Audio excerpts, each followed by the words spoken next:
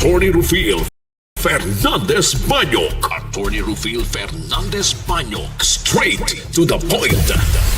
O karon, ania ang inyong anchorman.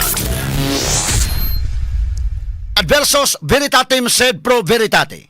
Wa kitay mahimo aron sa pagpakigbatok sa kamatuoran, kundili aron sa pagdapig sa kamatuoran. Straight to the point. Luzon, Visayas ug Mindanao, Pilipinas, ug sa katawhan kutob sa mabot sa tong Sibya sa tibuok kalibutan via internet. Maayong buntag ug kumusta live gikan sa Queen City of the South, Cebu City, Philippines.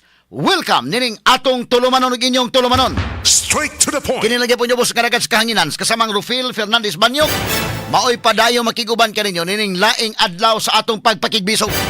Adlaw karon mga higala nga Huwebes o gapit sa 28 na buwan mga kigalaan sa Mayo tuig 2026. Straight to the Sa point. gihapon natakan tagpagtaga ng mga isyos nga may labot ang lungsod. Nagbagang mga expose, naguna mga reports. Dinhi lamang gihapon mga higala sa atong pagawan-uban nining atong tulumanon ug inyong tulumanon. Straight to the point. Naguna sa to maisgutanan karon nga buntaga makigsunan na usa ka langyaw na dakpan samtang duha ka minor de edad nga kauban ini na rescue sa National Bureau of Investigation sod sa usa ka condo unit dinhi sa Dakbayan sa Sugbo. Straight to the point. Sa laing balita, lokal nga kagamhanan sa Dakbayan sa Sugbo nagplanong mangutang og 360 milyones pesos nga pundo aron itukod og bag-ong materials recovery facility diha sa North Reclamation Area. Straight to the point. Sa laing bahin, kapina sa unom ka buwan ang nakalabay. Human igo ang bagyong Tino, doon na pa'y kapin sa 8,000 nga evacuees nga nagpabilin paghihapon sa mga temporary shelters. Sa lain-laing nga dapit, dinhi sa Central Visayas. Straight to the point. Ining bagyong Tino mga higala bida, dakog kadaot nga nahimo ni dinhi mismo sa nagkadaiyang lugar. Labaw sa tanan dinhi sa Sugbo, ang bagyong Tino mahigala mo'y nakapaukay, natural mahigala nga pamaagi, pag-utingkay makigalaan labot sa flood control scandal. Straight to the point. Straight to the point. Daghan kayo napiktalan hantod karon. Doon na pa di ay mahigalay matud pa 8,000 nga mga evacuees nga naa pa nagpabilin pa in town sa mga temporary shelters. Straight to the point. Inana kabangis mga higala katong kaso sa flood control. Trilyon nga kantidad sa salapi mga kigalaan ang nakawat sa mga kawatan gumikan sa flood control scandal. Straight to the point. Pero muragwa makafocus mahigala karon ang investigasyon sa flood control scandal kay tua mahigala sa impeachment ni Vice President Sara Duterte. Straight to the point. Now, kita wa tay problema ana, og naa ng impeachment go ahead. Pero ang flood control scandal dili mahigala i-divert nga kalimtan na lang sad. Kay mas dako ni nga kinawatay mga sukintig paminaw. Straight to the point. Daghan ang kinabuhi nga nakalas, daghay na nga matay, pero wa na nahilom na mahigala ang flood control scandal. Straight to the point. Atarik pagtagad butaga sa atong pagbanuban karon ning atong tulumanon inyong tulumanon. Straight to the point. Pila ka kinabuhi ang namatay, pila ka kinabuhi ang na missing, pila ka kinabuhi may gala na injured, nangaangol og ngani hangtod karon daghan pa ang naa sa mga temporary shelters. Mao ni ang dakog kadaot nga dunay dakong damage ngadto sa katawhan apan daw gikalimtan lang. Straight to the Katari point. pagtagad butaga sa atong pagbanuban ning atong tulumanon ug inyong tulumanon. Straight to the point. Samtang dito sa kauluhan ug ubang bahin sa nasod dungan nga manhunt operation gihimo sa PNP ug CIDG ug National Bureau of Investigation sa pipila ka mga lugar dito sa kauluhan batok ni Senador Ronald Bato de la Rosa. Straight to the point. Pagita gyud maayo si Bato mga kaigalaan no, tanan nga puwersas gobyerno gigamit na. Pagpangita ni Bato gumikan mahigala sa kamanduan sa usa ka foreign court. Pero ang kamanduan sa ato mismong kaugalingong korte pagpangita ni Saldico, pagpangita ni Atong Ang ug uban pa mahigala nga mga kriminal dawa may namingaw man dakin. Straight to the point. At pagtagad butaga sa atong pagbanuban usab nining atong tulumanon ug inyong tulumanon. Straight to the point. Samtang sa laing bahin, Senador Francis Escudero nag-atubang na og kasong plunder may kalabutan sa giingong nadawat nini nga kickbacks gikan sa flood control projects. Straight to the point.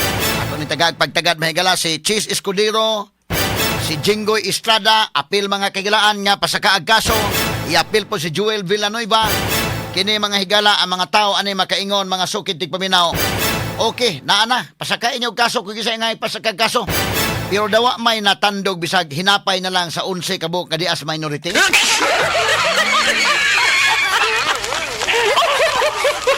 So ang katawhan mahigala makasabot.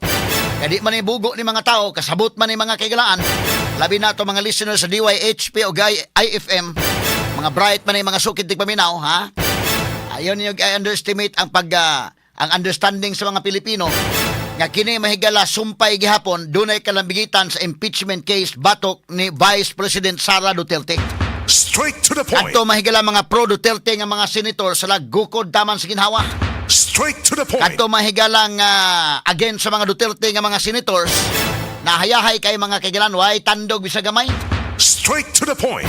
At pagtagad rubutaga mga sukid tig paminaw mausad ni ang pag-walk out sa mga senador ni adto milabay mahigala nga Martes ngano nga nang lakaw sila ngano nag-walk out sila sumpay gihapon ni may labot mga higalang Erwin Tulfo kay bawo naman sila aning tanan.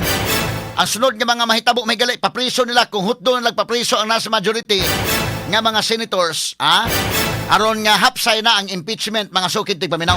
Straight to the point. So ang kini pong sa may majority ang ila mahigala nga ilang barugan bahala na ang mga priso mga sukid tig paminaw basta maka-appeal sa sesyon mo na nga gusto ni Marcolita nga iya mahigala i-amend butangan og changes kay uso naman karon ang internet uso naman karon mahigala ang pahigayon og sesyon mahigala nga naa kini ni ang online ang mga private companies karon mahigala mag-meeting di naman mag-meeting nga mutunga gyud physically. Pwede naman magka-meeting may gala sa Zoom, Mo na ang gusto ni Marcolita mga sukid tig paminaw. Gibabagan sa minority di sa musugot. Ngano man ang ilang ang advantage kung mapasar ni bisag mga priso mga senador, bahalag mga priso may mobarog mi sa among prinsipyo. Basta maka-discuss mi, maka-appeal mi discussion, makabuto. Mo ni hadlukan sad sa minority. Nga ilang gusto nga mga priso kay nahibaw ng sa dana tisipiti naman ni. Mo naman nag-ingon ni Erwin Tulfo. Nga na, ipang preparar na may galang mga kaso.